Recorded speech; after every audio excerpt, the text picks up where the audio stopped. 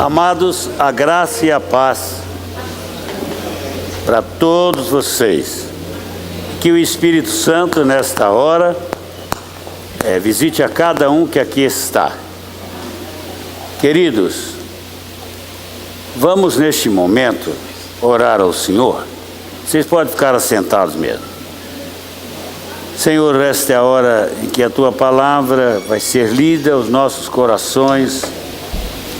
E nós pedimos que Tu administres e ministre esta palavra aos nossos corações, desde o púlpito às cadeiras, que o Espírito Santo esteja atuando sobre nós, dando-nos entendimento da Tua palavra.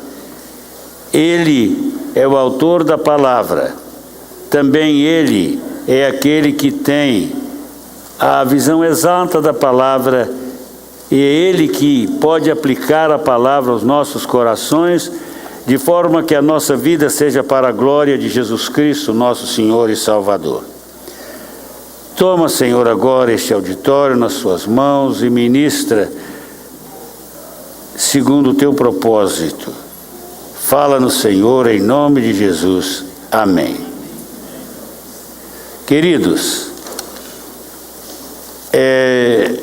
o ministério da pregação é um ministério muito exigente.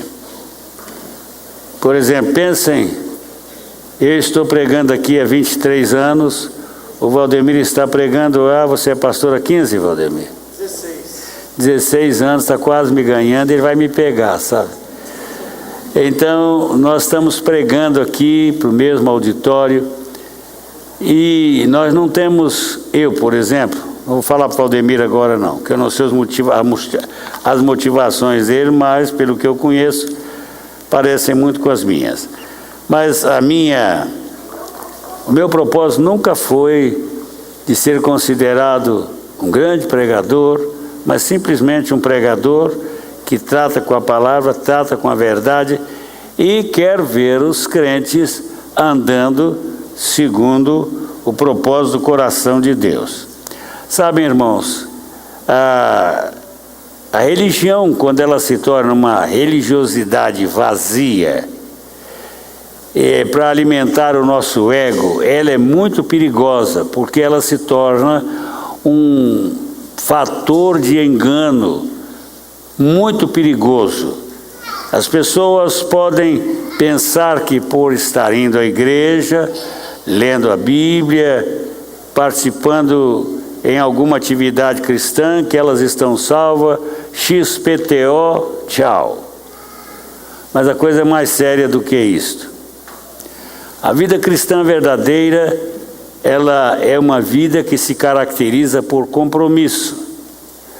Compromisso que abarca toda a nossa vida. É um compromisso de viver a vida de Deus para a glória de Jesus Cristo aqui na terra. Temos que colocar a nossa vida cristã numa perspectiva de significado pleno e propósito absoluto. Há uma coisa, a vida cristã não existe para alimentar o seu ego, mas para alimentar o seu relacionamento com Deus, que seja um relacionamento significativo. Viver uma vida cristã sem significado não significa absolutamente nada, é religiosidade vazia e enganosa, e isso pode nos levar para o inferno, não é? Mas eu não estava lá na igreja, estava, mas eu não lhe conheço, eu não te conheço. Apartai-vos de mim, diz a palavra, não é? Não é aquela vida cristã que a gente vem à igreja pelo Natal, durante a Páscoa, no culto de vigília e pronto, Deus fica muito satisfeito, mas não é assim. Por quê? Porque Deus é relacional, e a vida cristã é um processo de relacionamento com Deus pessoal. Uma das coisas que vocês não esqueçam nunca é que Deus é pessoa. Às vezes nós temos uma dificuldade no nosso conceito de Deus, mas Deus é uma pessoa. Espiritual, mas é uma pessoa. Fomos criados à imagem e semelhança dele, como é Deus. Será que parece com a gente? Diz que ele é uma pessoa. Isso significa que ele ama, tem sentimentos, tem propósitos, tem alvos e planos. Deus é um ser de planos e propósitos. E para revelar a sua identificação conosco, a sua identidade conosco, ele enviou Jesus Cristo. E o escritor de Hebreus tem cuidado de dizer, olha, o Filho é a imagem expressa, exata do Pai, sem pôr nem tirar. E Jesus diz para os discípulos, olha, eu e o Pai somos um. Aí Filipe disse, Senhor, mostra-nos o Pai. Ele disse, ô Filipe, eu estou há 3 anos com vocês e vocês não me conhecem ainda. Quem conhece, quem vê a mim, vê o Pai. Então, Jesus foi dado para isso, mas também para ser o nosso modelo de vivência para Deus. Aí, o que eu aconselho a você? Viva uma vida cristã intensiva e tome cuidado. Hoje eu vou pregar uma mensagem que vocês vão pensar que é para perdido, mas é para crente. Eu vou ler um versículo só. Romanos 6, 14. Abram lá.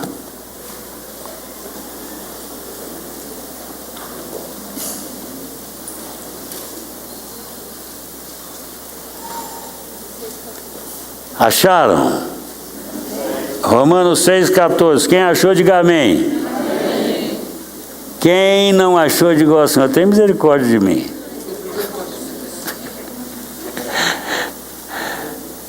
Aleluia. Vamos ler juntos esse verso?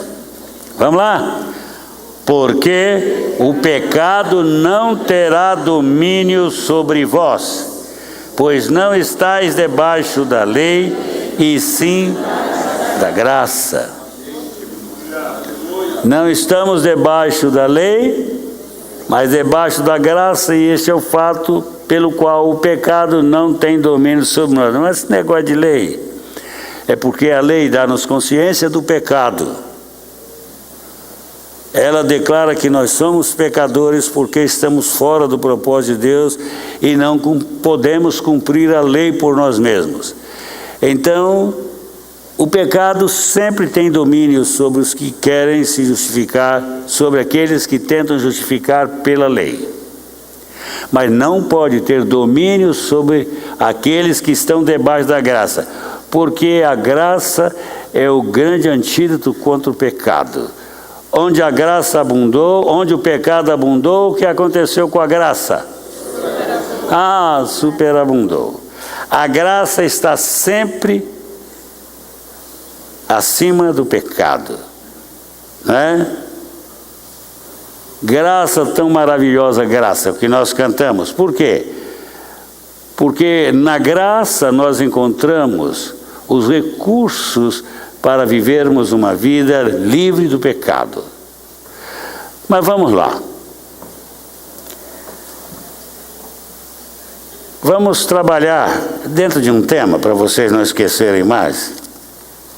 Aí, quando eu não estiver mais aqui, vão dizer assim, puxa, você lembra aquele sermão que o pastor pregou no dia, hoje é 13, né?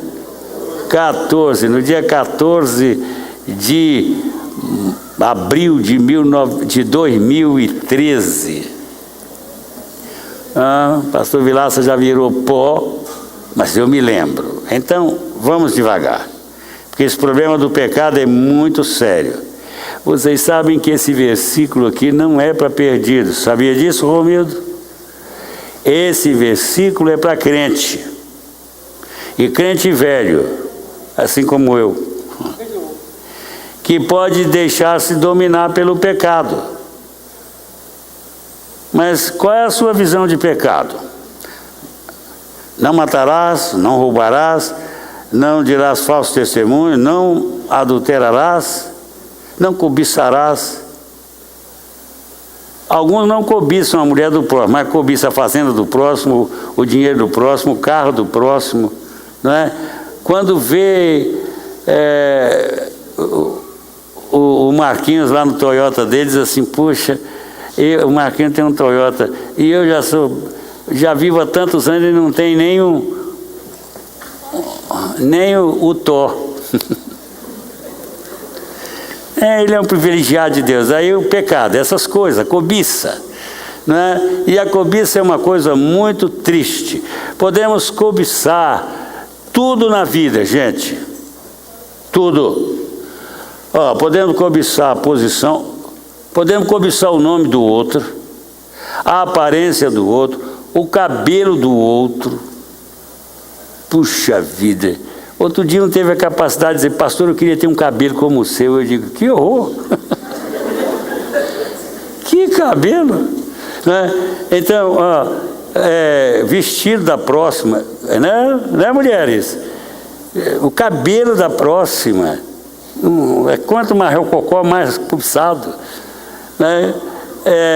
O andar da próxima, o andar do próximo, o corpo escultural daquele valentão que anda na rua. Aí o Valdemir olha e diz assim, puxa vida.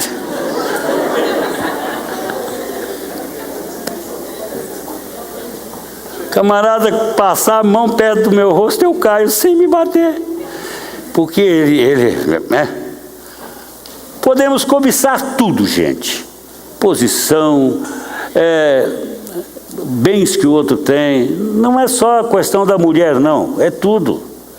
Então o pecado é muito mais significativo do que nós pensamos. E o crente salvo, pode pecar. E pode estar vivendo vida de escravidão no pecado. Por isso que eu estou pregando sobre isso. É aquela coisinha que nós nunca vencemos na vida. Aquelas atitudes, aquelas emoções, aqueles propósitos que nós fazemos no coração e que nós nunca superamos. Então, Deus espera que nós levemos a sério o que significa estar nele, estar em Jesus. Ele quer que nós sejamos autênticos, que de fato estejamos vivendo aquilo que a palavra diz e aquilo que nós dizemos ser. Agora, isso somente é possível se realmente formos convertidos e formos alertos para as questões relacionadas à santidade e a pecado. Vamos ter que tomar decisões sérias sobre viver a vida crucificada. E discipulado tem a ver com vida crucificada.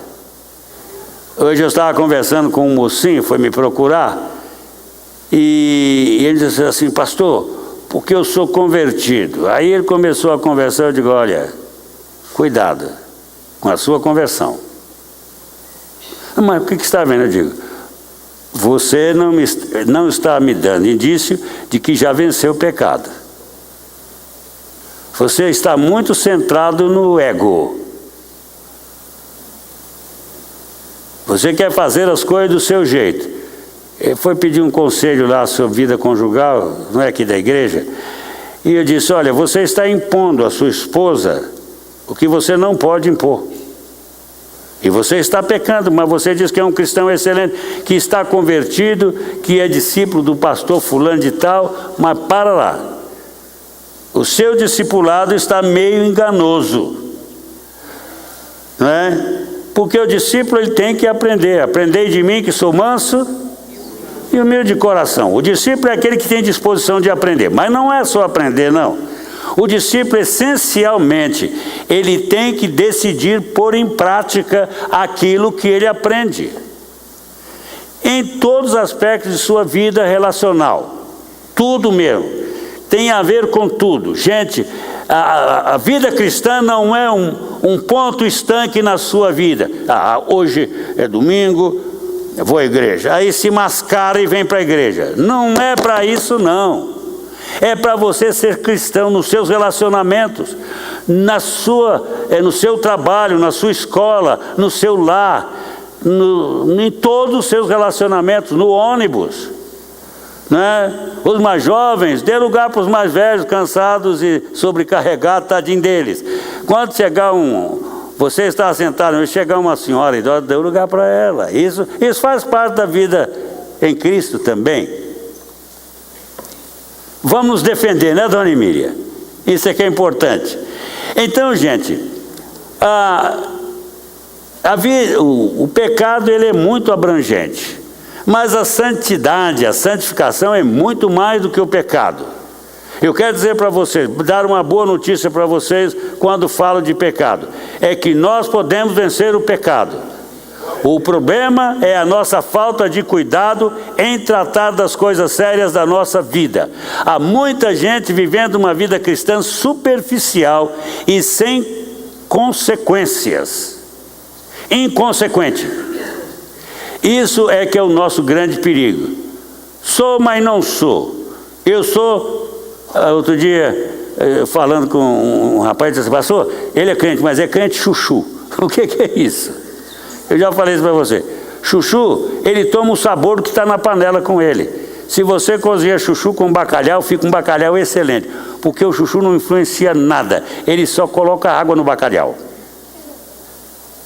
E bacalhau seco não presta. Presta, irmão Abel? Não presta. Então, olhem aqui.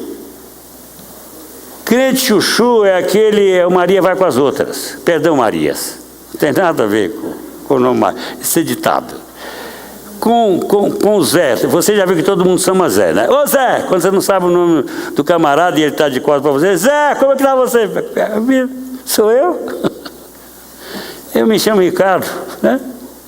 Então, irmãos, o fato é que o pecado é uma coisa muito séria. Por quê? Porque o pecado tem o poder de atingir o nosso relacionamento com Deus de uma forma absoluta. O pecado é o único fator que atrapalha o nosso relacionamento com Deus. Mas não é só com Deus, o pecado atrapalha relacionamentos. Destrói relacionamentos de famílias, destrói relacionamento pai e filho, mãe e filha, irmão com irmão, irmãos de igreja. Há igrejas que são campos de batalha, um falando mal do outro. Isso é pecado dominando a língua dos crentes. Isso é o fogo do inferno que está espalhado, que se espalha às vezes na igreja e até nas cidades. E hoje isso é muito comum. Nós temos um fator que é um inferno no mundo, é a televisão. Porque a televisão espalha boatos sobre todo mundo. De repente, ela queima qualquer pessoa. Tem uns programas de computador que é um inferno em termos de destruição. Não tem nenhuma piedade. Espalha tudo. Principalmente das novelas. O Salve Jorge é mais do que precisa, mais do que Salve Jorge. Só salve a mim. Porque aquilo é um troço horrível. Vocês já viram como é que aquilo funciona? Como as mulheres daquela novela são? E é isso que nós temos visto, fator que espalha o pecado, que vem com toda a força para destruir tudo. O nosso bom nome, o nome da nossa família, os nossos relacionamentos. Agora, irmãos, é por isso que, à luz da Bíblia, o pecado deve ser tratado com seriedade. Mas o que é pecado? Vocês sabem o que é pecado? O que é pecado? Simplesmente é tudo que atrapalha o seu relacionamento com Deus. Tudo. Vocês sabem, os apóstolos de Jesus Cristo, eles têm muito cuidado com essa questão do pecado. Eles tratam deles com seriedade. O dicionário define a palavra pecado nos seguintes termos: violação propositada de algum princípio religioso. Mas é só isso? Não, não é só de princípio, discordo do dicionário, porque não é só esse princípio religioso. O pecado, irmãos, ele atrapalha, não é só a questão de princípio religioso, princípio moral, princípio ético, princípios relacionais. Ele tem o poder de destruir tudo, mas tudo mesmo. Ele pode destruir a sua vida num piscar de olhos, não é? Então, também, qualquer erro ou ação má. A Bíblia diz que o pecado é qualquer desobediência à lei de Deus, não é? Como é que João diz sobre o pecado? O pecado é o quê? Transgressão da lei. Qualquer lei que você transgride, você está transgredindo, você está pecando. Lei de trânsito, leis do casamento, qualquer que você transgride, e tantas vezes ofendemos um ao outro, violentamos o outro com as nossas palavras. Irmãos, e não existe violência tão séria quanto violência de palavras. Eu era recém-casado e um dia eu fiquei tão decepcionado comigo que a Neuza disse: Vilaça, você tem um poder de destruir relacionamentos com a sua palavra que você nem imagina. Nós estávamos recém-casados. Eu digo: mas sou assim, sou eu. Digo: então me ajude, eu preciso parar com isso. Você tem um raciocínio rápido e às vezes você não pensa muito e vai e entorna. Você entorna para matar, Vilaça. Para com isso, você é um pastor. Ela não perdia tempo. Quando ela tinha uma chance, ela vinha, ela vem, monta e segura o freio mesmo.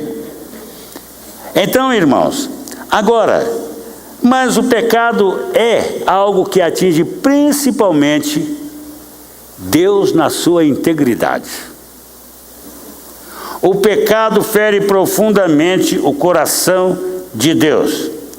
Todo aquele que pratica o pecado transgride a lei, porque o pecado é transgressão da lei, é o que João diz no seu capítulo, 1ª epístola, capítulo 3, 4. Está em vista tudo que é moralmente errado, tudo que é eticamente errado, tudo que é relacionamento ético errado. Ele dana tudo, não é? Levantar falso testemunho, ser injusto com as pessoas que trabalham conosco. Tudo isso é uma forma do pecado se manifestar. O pecado é tudo aquilo que ultrapassa regras determinadas por Deus, seja a área que for. O cristianismo bíblico estabelece marcos, limites que não podem ser ultrapassados. Gálatas 6,16. Vamos lá ver. Gálatas 6,16. O apóstolo Paulo diz assim em Gálatas 6,16: e todos quantos andarem de conformidade com essa regra, paz e misericórdia sejam sobre eles e sobre Israel, amém. Se você está andando dentro daquelas regras determinadas por Deus, você alcança paz. Caso contrário, se você quebra a regra, você se torna contrário a Deus. Desta forma, entendemos que o pecado é tanto fazer o que sabemos ser errado, como também não fazer o que sabemos ser certo. Diz Paulo: quem sabe fazer o bem e não faz, faz o quê? O que ele está fazendo? Comete pecado. É por isso, irmãos, que se você vir uma pessoa na rua necessitando de socorro e você não socorrê-la, você vai ser preso, porque você não prestou socorro. Omitir socorro a quem precisa, ajudar a quem precisa, diante de Deus é pecado. Isto é sério. E nós estamos vivendo num mundo muito estranho. Pessoas atropelam, por exemplo, outra no trânsito. Elas deixam a pessoa lá morrendo e vão embora. Ah, eu não parei porque fiquei com medo. Não tem medo, não. Se você atropelou, pare.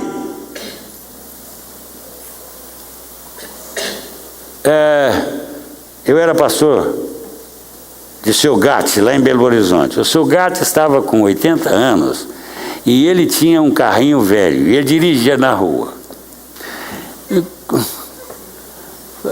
De vez em quando o Seu Gatti dava umas coisas esquisitas no trânsito, mas um dia ele bateu numa pessoa e amassou o carro do outro. Sabe o que ele fez, Elenir? Ele fugiu. 80 anos. E um homem de prestígio, um crente valoroso, irmão, fugiu. Aí alguém chegou para o pastor e falou assim: o irmão Gatti bateu no carro do outro e fugiu. Eu digo: Gatti, por que você fez isso? Aí ele tinha uma mania: pastor, eu não sei como eu consegui fazer isso, mas eu estou morto de vergonha. Eu digo: mas irmão Gatti, paciência, o senhor bate no homem e foge. E se fosse uma pessoa, bate no carro do outro? Ah, pastor, eu não queria pagar o carro dele. Eu digo: mas é errado, Gatti. Se você está no trânsito, você tem que aguentar o trânsito. As consequências de dirigir no trânsito são sérias. Por exemplo, eu aconselho crentes em Cristo: não tenham carro se vocês não podem ter seguro. Porque esse negócio é muito sério.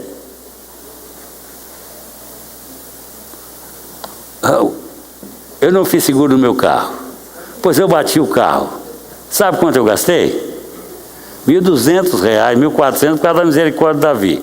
Mas eu fui numa loja, 6.000, na outra 4.000. Eu digo: mas que coisa, não fiz seguro. Façam seguro. Segure o seu carro, porque é um bem. Mas também você tem como responder pela sua responsabilidade de dirigir. Você não pode entrar num trânsito que você não aguenta dirigir nele. E o trânsito de Brasília não só é perigoso, mas ele é atormentador, porque você tem um tormento à parte: são os motociclistas. Né, Valdemir? É uma coisa muito séria. Então a gente tem que ter seguro para estar seguro no trânsito, senão é um mingau. Então, irmão, mas muita gente está cometendo muito desatino, xingando os outros no volante sem necessidade. Por quê? Porque não tem capacidade de suportar a pressão, gente. E é muita pressão mesmo. Por isso que o brasiliense hoje é o indivíduo mais estressado do Brasil. Porque aqui, gente, todas as famílias família que tem 3 pessoas, às vezes tem 3 carros. É o lugar que mais tem carros. E então nós estamos sujeitos ao pecado nos nossos vai e vens. Agora, uma das coisas mais muito importantes é nós dar nomes ao pecado. O pecado, ele precisa ter nome para ele ter solução. Na lista de obras da carne, o apóstolo Paulo reúne 15 pecados. Vamos ver os 15? Abram lá. Gálatas 5, 19 a 21. Vamos lá ver. Vamos nomear os pecados contando nos dedos. 5, 19 a 21. Vamos contar lá. Paulo diz: ora, as obras da carne são: 1, conhecidas e são. Quais são? Primeiro, qual é? Verso 19. Qual é o primeiro? O quê? A prostituição. Estão com medo de falar, né? O segundo é? O terceiro é? Lascívia. Quantos conhecem a lascívia aí? Hein? Se você não conhece um pecado, você pode cometer sem saber. Se você agarra a namorada na rua, você pode ser condenado por lascívia. Se você tem momentos escandalosos com a sua esposa, Ô Rogério, você é preso por isso. É lascívia. Agora, outro dia eu estava descendo uma escada ali no shopping e tinha um rapaz uma moça lascivos. Eu digo, eles estavam assim na minha frente, eu estava na escada de cima e ele na frente. Assim, aí eu bati no ombro dele assim, rapaz, para lá. Onde nós estamos? Você sabe onde nós estamos? Outro dia disse para Neuza, eu tenho que tomar cuidado, que senão eu vou levar um tiro qualquer hora dessa. Mas isso me ferve. Vocês sabem, não tem raiva, por favor, só vou falar uma coisa. Você sabe qual é todo o problema de um grupo chamado gay? É que ele acusa todo mundo de homofóbico, mas e eles? Eles odeiam os outros, porque eles fazem as piores lascívias, coisas horríveis. Você já viu uma passeata gay como é feia? Aquilo é negócio do inferno. Agora, qual é o problema? Eles querem que nós os tratemos bem, mas eles não nos respeitam. E este é que é o problema. Vamos considerar, eles têm o dever de nos respeitar como eles querem que nós os respeitemos. Então, irmãos, aí tem lascívia. Depois, este é o terceiro. O quarto, idolatria. Você sabe o que é idolatria? Hein? Não é só adorar ídolos, não. Você pode ser idólatra adorando a sua esposa, seu marido, a sua casa rica, né? Eu conheci uma mulher que adorava tanto a casa dela, que quando a gente chegava lá, tinha chinelões na porta da casa dela para a gente tirar o sapato e entrar na casinha linda dela, cheia de carpetes bonitos. Aí o marido dela, eu fui lá, fui convidado para almoçar com ele, e disse, pastor, o senhor não repara não, porque agora tem esse chinelo aí, mas antigamente quando as pessoas entravam aqui, ele entrava com um rodo atrás da pessoa, um rodo de lã grande assim, limpando. Pastor, era um escândalo. Eu nunca tive tanta vergonha como a minha esposa já me passou com esse negócio de casa, porque ela adora esta casinha dela. O senhor sabe, outro dia ela quase me bateu, porque eu vim da pescaria e entrei pela casa dentro, com as minhas varas. E de repente ela gritou atrás e eu virei. Sabe o que aconteceu, pastor? Eu derrubei a jarra mais cara dela. Ele disse, meu Deus, tem piedade de mim, porque eu já quase apanhei por menos, hoje eu vou entrar no cacete aqui em casa. Mas pastor, aconteceu uma coisa, ela me tratou tão bem. Não, querido, veio ela lá, quando ouviu o barulho, veio ela correndo e disse, agora é que eu vou apanhar. E ela, não, querido, fica calmo, porque o almoço está pronto, vai tomar banho, que eu junto os cacos. Ele disse, Jesus, o negócio mudou aqui. A coisa foi tão forte para ele que à noite ela convidou para ir à igreja, ele foi e se converteu. Foi um choque para ele muito grande. Então, né, a coisa é muito séria. Vamos lá, olha lá. Agora tem idolatria, você pode idolatrar coisas, dinheiro. A pior idolatria do mundo é dinheiro. Vocês sabiam que o dinheiro é o único concorrente com Deus? Ou de Deus? Vocês ou servem a Mamon ou a Deus. Deus ou a Mamon. Vocês vão decidir. É o único que concorre com Deus em termos de adoração. O Patinhas adora o dinheirinho dele. Patinhas, você sabe quem é, não é? Era o gibi do meu tempo. O tio Patinhas com o Donald, coitado daquele Donald, sofria. Na mão do Patinhas, que ia ao fim do mundo para trazer uma moeda. Queria todas as moedas do mundo para ele. Né? E então, o dinheiro. Agora, vamos lá, qual é a outra idolatria? Outra coisa. Feitiçaria. Quando você faz uma oração contra o outro, você está fazendo feitiçaria. Senhor, meu pastor hoje falou lá do púlpito, ele atingiu, encheu a mim. Senhor, que ele morra. Isso é oração feiticeira. Né? E crente pode fazer isso? Ó, Senhor, me livre daquela irmãzinha enjoada, tem piedade, leve ela para a glória logo, Senhor. 5, né? Agora, qual a outra? A inimizade. Você está com inimizade com alguém? Inimizade pode estar dentro de casa. Marido e mulher se odiando. Agora, inimizade. E outra, o que é porfiar? 7, hein? Porfiar. É concorrer com o outro. Há maridos e mulheres que concorrem uns com os outros. Aí, e filhos também. Porfias. E tem um outro aí, ciúme. O ciumento, qual é o argumento do ciumento? Não, pastor, eu não tenho ciúme do meu marido, o que eu faço é para proteger o meu marido. Não, pastor, eu não tenho ciúme da minha esposa, não. Diz o Marquinhos, mas prende a esposa. Vem para a igreja, mas tranca a esposa e traz as 2 chaves. Né, Marquinhos? Isso é o quê? Ciúme. Pode conversar, está conversando. Marido que anda na rua, puxando a mulher. Você está olhando para ele para quê? Tadinha, não pode nem olhar. Agora, ciúme, qual outra coisa? Ira. Você é iracundo?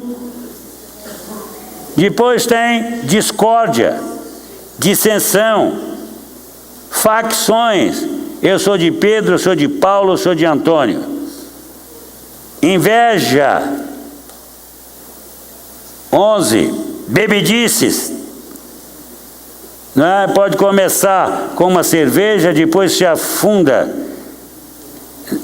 no vinho, depois no uísque, depois no vodka e depois já não tem governo da vida mais. Não é? Agora, glutonaria, o que é isso? Ó Senhor, olha o churrasco, Senhor, não dá para parar agora. Ainda há um lugarzinho aqui. Tem gente que parece que vai ajeitando, né? Ainda tem um ponto aqui para preencher, né? Então, olha lá. E coisas semelhantes. Eu sei que tem 19 aqui.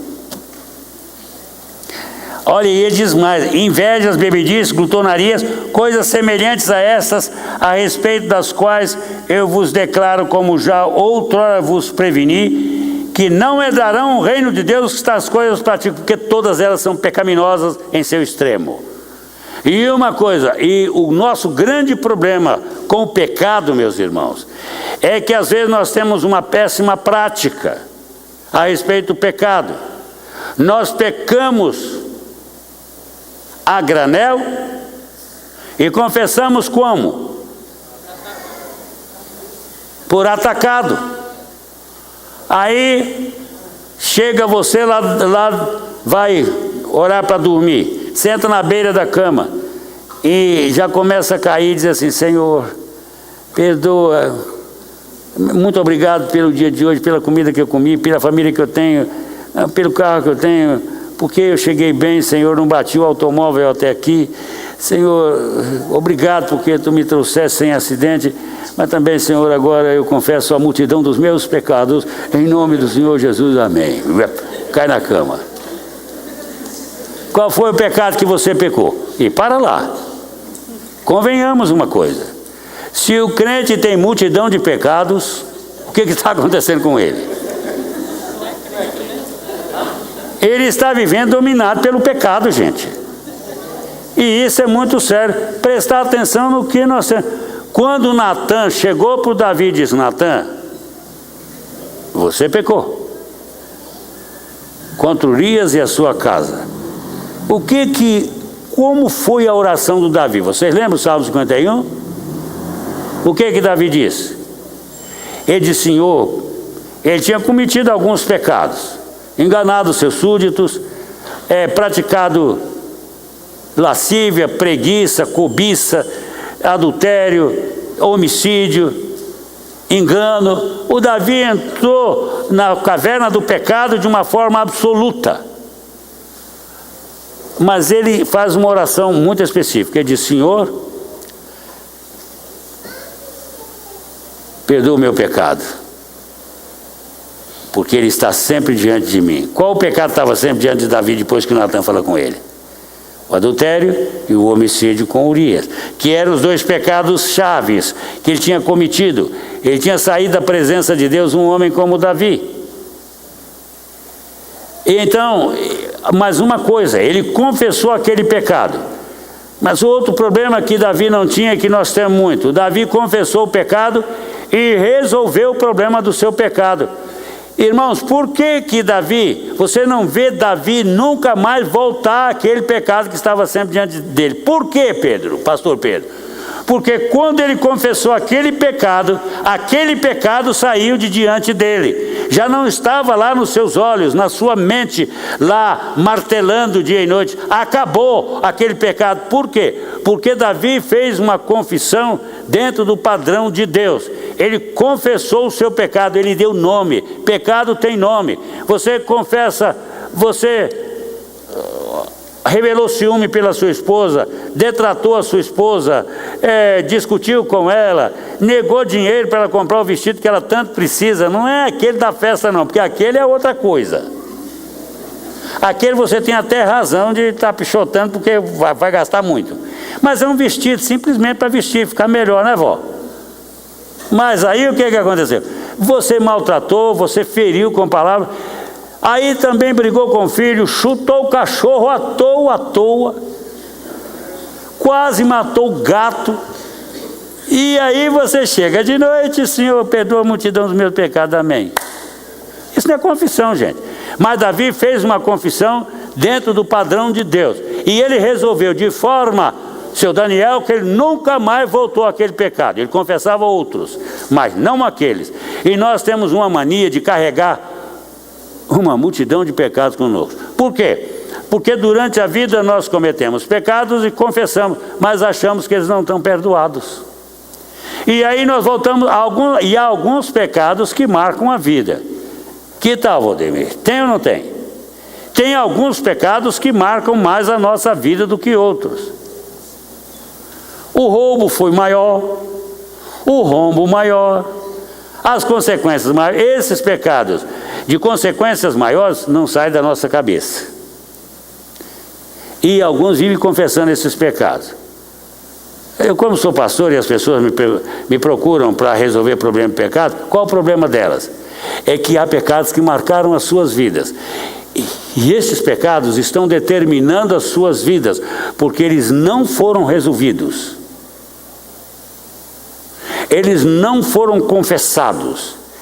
Eles não foram mentalizados, eles não foram jogados no coração para você confessá-lo de coração, de mente, de alma, por diante de Deus e dizer: Senhor, perdoa o meu pecado, nomeia. E depois você se assenta e escreve: no dia tal do tanto, eu confessei esse pecado. Fora. Porque o que a Bíblia diz sobre o pecado? Que ele é sério, mas que ele tem solução. E onde está a solução do pecado? Em você. Fazer o quê? Se arrepender. Você pôr para fora o pecado, não é? Tomar consciência dele, confessá-lo e pedir perdão. Quando você faz isso, você se livra não só do pecado, seu Levi, mas também de quê? Da culpa.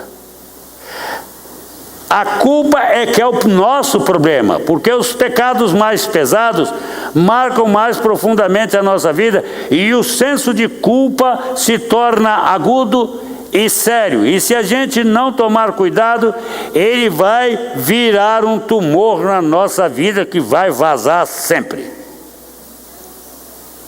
Cuidado. O que diz João? Vocês sabem a Bíblia? Qual é a epístola de João que fala sobre perdão de pecado? Qual? Primeira, segunda ou terceira? Primeira, está na primeira. Em que capítulo está? Hein? Vamos lá para a Bíblia? Vamos lá. O apóstolo João diz assim, verso 8 e 9. Vamos ler primeiro esses dois. Se dissermos que não temos pecado, diz o verso 8. Se dissermos que não temos pecado nenhum, a nós mesmos nos enganamos, e a verdade não está em nós. Mas, se confessarmos nossos pecados, Ele é fiel e justo para nos perdoar os pecados e fazer o quê? O problema é o perdão do pecado, mas o que fica é o quê? É a acusação do pecado. Às vezes, as pessoas confessam, mas não se sentem livres dela. Por exemplo, uma vez veio alguém e disse assim, pastor, eu cometi um pecado muito sério, e eu carrego esse pecado há anos, e eu cheguei a um ponto que eu tenho que resolver isso. Porque a minha vida nunca eu posso acertar a minha vida. Sempre que eu quero começar um novo tempo, um tempo de avivamento na minha vida, um tempo de busca mais profunda a Deus, isso vem na minha cabeça, e vou dizer para o senhor, acaba comigo. Aí eu disse, e aí? Ele disse, o senhor quer saber o que eu fiz? Quer? O senhor precisa saber? Eu digo, você quer compartilhar? Compartilhe. Aí ele me contou o pecado, eu digo, muito bem, vamos fazer uma coisa? Você quer resolver esse problema desse pecado? Não está resolvido, não está não, pastor. Porque não tem jeito. Olha, ele é um instrumento que Satanás usa para me acusar. Quando eu quero alçar voo espiritual, ele vem, lembra. Olha, o Satanás tem um livrinho preto, que são os livrinhos das anotações dos seus pecados. Enquanto Deus anota o seu perdão, e declara perdão, e que ninguém pode mexer mais, é aquela história, né? Havia um médico muito misericordioso numa cidade, e ele consultava todo mundo que precisasse, se tivesse dinheiro ou não. E é interessante que ele tinha um livro, que ele escrevia o nome dos pacientes ali, e quando o paciente pagava, ele punha um PG, pago, a consulta paga. Quando o paciente não tinha com que pagar, ele escrevia fulano de tal, e logo escrevia com a caneta vermelha na frente, demasiado pobre para poder pagar-me. E ele escrevia essa frase em todos os que ele perdoava, ele não cobrava. E esse médico, e o livro era grosso. Quando ele morreu, a esposa foi fuçar nas coisas dele lá e achou o livro com letras vermelhas. E ela descobriu que todas aquelas letras vermelhas eram de dívidas perdoadas e não pagas. Sabe o que ela fez? Era muita coisa. Ele entrou em juízo contra todas aquelas pessoas. Um advogado que é advogado, para ele vai mesmo. O advogado quer trabalhar, né? Né, Marquinhos? Advogado quer trabalhar. Se tem uma chance, para que nós vamos abrir mão dela? E ele olhou para aquilo e disse assim, puxa, ele vai cobrar uma bolada. Aí foi no juiz, o juiz pegou, ela levou o livro, o juiz disse, traga o livro. Ela trouxe o livro. E ele pôs o livro lá e começou a olhar. Aí o juiz virou para ela e disse assim, chegou lá no meio do livro e disse assim, tudo isso aqui, estas letras vermelhas, quem escreveu isso aqui? Foi o meu marido, aquele tolo, camarada tolo, deu tudo isso para os outros. Ele fechou o livro e disse para ela assim, pode ir embora, ninguém na terra pode cobrar estas contas, porque elas todas foram perdoadas. Vocês sabem uma coisa? É o que Deus faz com os nossos pecados. Se o pecado é horroroso, Deus perdoa. Se o pecado é feio, Deus perdoa. Se o pecado é terrível, Deus perdoa.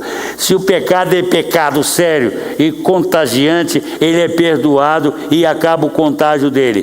Por quê? O sangue de Jesus nos purifica de todo o pecado. E é uma purificação que atinge a culpa, gente. A nossa culpa é tirada.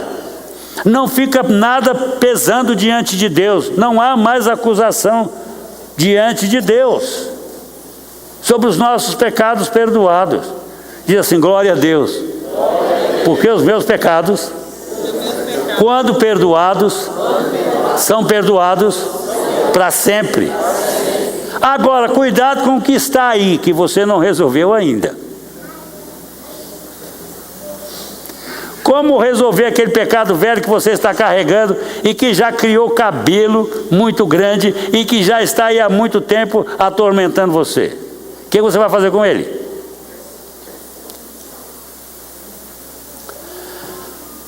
Agora, o fato é que o crente, gente, segundo Paulo, que nós lemos em Romanos, o pecado pode ter domínio sobre a nossa vida. E quando o pecado domina em nossa vida, não há domínio do Espírito Santo, não há domínio de Deus, a Santíssima Trindade não opera em nós. Porque o pecado é o único fator que atrapalha o nosso relacionamento, a nossa comunhão com Deus. Por isso, irmãos, é que tantas vezes nós queremos levantar voos espirituais, mas não conseguimos, porque há impedimentos. Nós vamos somando pecado a pecado. Vocês sabem, o grande perigo que nós corremos é de cauterização da nossa consciência. Nós começamos com pequenos pecados e vamos aumentando os nossos pecados e vamos nos acostumando com eles. E já não faz sentido, de forma que você se torna um iracundo, um bruto, desesperançoso, sem esperança mesmo total. E você vai vivendo uma vida assim, achando que Deus vai relevando, mas não é. Porque Paulo diz: todos nós vamos comparecer diante do tribunal de Cristo para darmos conta daquilo que temos feito por meio do corpo. Ah, você pode esconder. Você pode esconder o seu adultério do seu marido, da sua esposa, da sua namorada, do seu namorado. Esse namoro não funciona não, sabe? Namoro hoje tem sido desculpa para adultério. Não, estou namorando. Vem ela toda sorridente. Tá? Estou namorando, é. Mas namoro de hoje não é o namoro do meu avô, não, tá, gente? Namoro hoje é um meio de você fazer sexo sem problema com alguém. Isso é que é namoro. Então, aí fica vivendo uma vida estranha e achando que está muito bem, mas você vai dar conta daquilo que você não resolveu com Deus. Vocês sabem, eu tenho aprendido teologicamente que o crente não vai comparecer diante do tribunal para julgar se ele está perdido ou salvo. Não. Mas ele vai. Diz Paulo que o crente vai comparecer para dar conta do que houver feito. O que você tem feito? Muita gente vivia retamente, mas foi perdendo o seu embalo. Deixou o pecado dominar e ele foi perdendo o seu impulso para servir a Deus. Orava, mas já não ora mais. Nem na hora de dormir, nem na hora de levantar, nem na hora da comida. Estão orando como um colega que eu tinha no seminário, que ele orava assim: Senhor, na casa dele, o pai dele um dia deu uma surra nele, que era pastor, e deu uma surra nele, porque o pai disse: filho, ora. E ele orou, ele olhou para a comida assim, torceu o nariz assim, e o pai mandou orar e disse assim: Senhor, muito obrigado por essa gororoba. Né? Está orando, deixa, muito obrigado pelo que tu fizeste para mim. Não foi muito bom, não, mas eu estou aguentando isso. É umas orações assim, sem pé nem cabeça, que você não sabe se começou ou se terminou. Você já não orou assim? Hein, Gabriel? Ué, mas por que eu orei essa noite? Quantos já se pegaram numa situação dessa? De orar e não saber por que orou? Essas orações sem pé e sem cabeça. Não, vou orar porque meu pai me ensinou, todo dia faz a mesma oração. Um dia eu pedi a alguém para orar, ele tirou uma oração do bolso.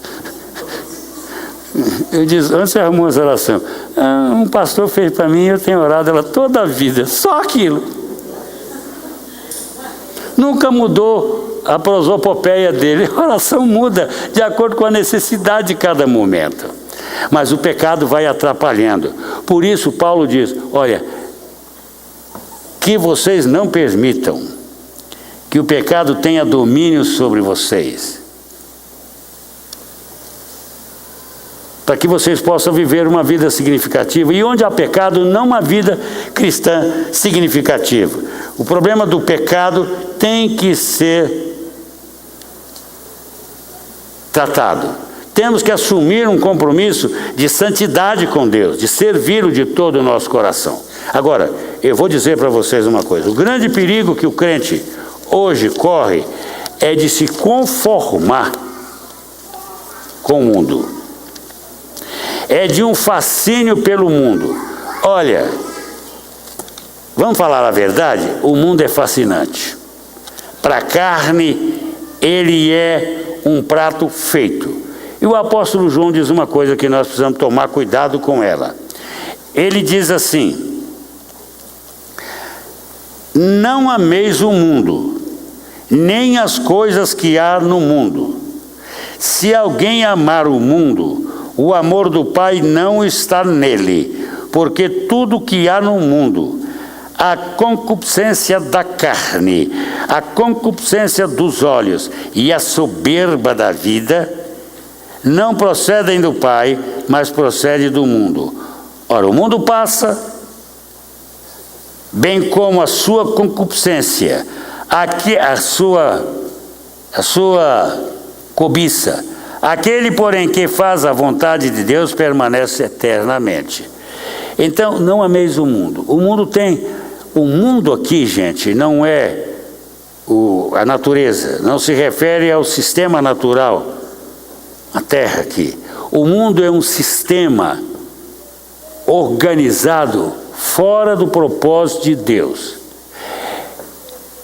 A palavra diz, o mundo jaz.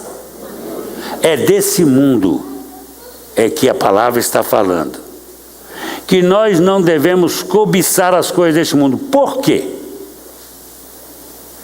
Porque as coisas deste mundo, elas são estruturadas e administradas pelo príncipe das trevas. E por isso o crente que anda de namoro com o mundo está debaixo da influência do príncipe das trevas. Olha, eu fui pastor de uma igreja. Quando eu entrei naquela igreja, eu comecei a ir às coisas da igreja e eu vi que havia um mundanismo muito grande naquela igreja. Rapazes vestindo de mulher, imitando mulheres, moças imitando homens. Os esquetes eram horrorosos. Eu assisti 2 vezes. E reuni todo mundo e disse assim, a partir de agora, vocês não me façam isso. Porque tudo naquela igreja imitava o mundo. Tudo, era uma imitação do mundo. Era a televisão daquele tempo, né, que eu sou pastor há 46 anos, foi lá no princípio. Eu disse, gente, os esquetes de vocês são simplesmente esquisitos. A linguagem de vocês, uma linguagem chula. Vamos parar com isso, vocês são para a glória de Deus, por favor. Eu vim aqui para levar vocês para os céus, não deixar vocês no inferno. Então vamos parar com isso, não vamos continuar. Festas mundanas mesmo. Eu digo, o que eu estou fazendo aqui? Glória, glória, aleluia, tchau. Então, irmãos, amor ao mundo. Antigamente, crente não fazia festa de de junho por causa de São João, né? Hoje só mudaram o nome. Mas fazem. Com tudo, até com batata assada, na brasa na qual vão andar. Quantos crentes aqui já andaram na brasa da fogueira? Infelizmente eu já.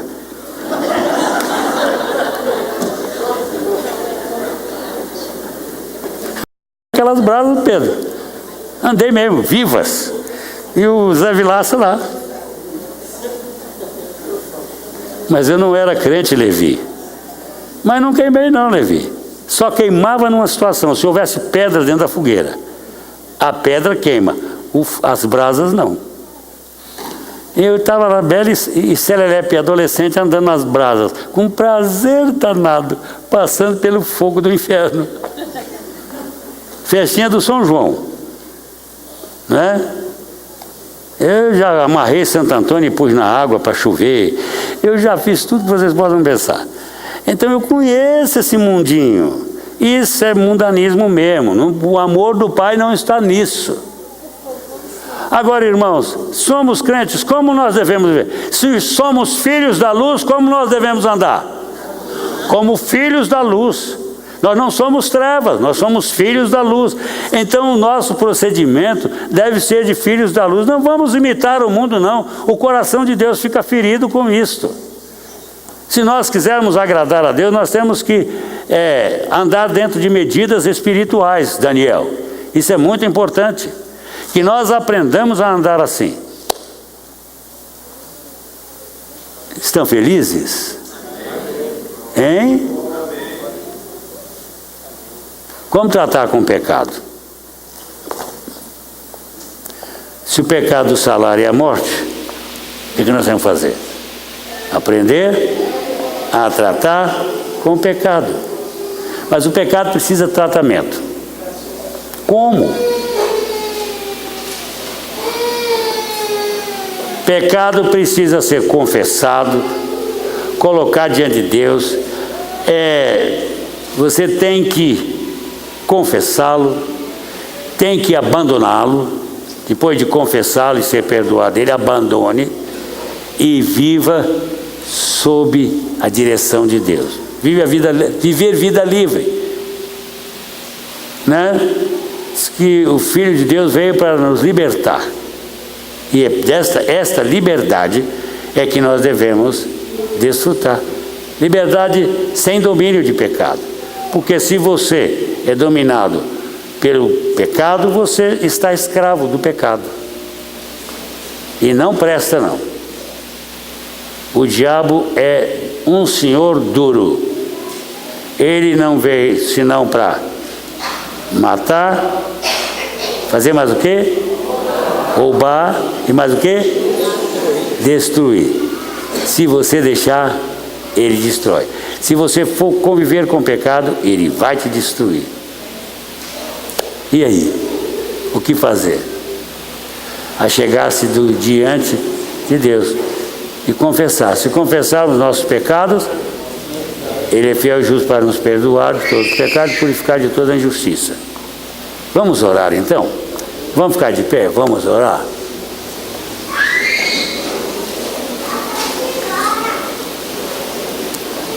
Mas a nossa chave de hoje é: se o Filho vos libertar, verdadeiramente sereis livres. Você quer ser livre? Levante a sua mão. Ore comigo e diga assim, todos orando. Digam: Senhor, obrigado, porque Jesus veio ao mundo para nos salvar, nos libertar do pecado e nos tirar do império das trevas. Obrigado, Senhor, porque em Cristo nós podemos ter plenitude de liberdade. O próprio Senhor Jesus declarou: se o Filho vos libertar, verdadeiramente sereis livres. E eu quero ser livre. Quero ser livre por Jesus. Eu quero desfrutar um novo tempo de liberdade, na qual, Senhor, a minha vida espiritual possa expandir e eu posso e eu possa viver para a Tua glória, para o Teu louvor. Senhor, eu estou cansado de escravidão, mas hoje eu peço que Tu quebres as algemas da escravidão, do pecado na minha vida. Toca-me agora, Senhor, que o Espírito Santo possa nesta hora tocar a minha vida e de fato trazer uma profunda convicção da necessidade de arrependimento e de confissão.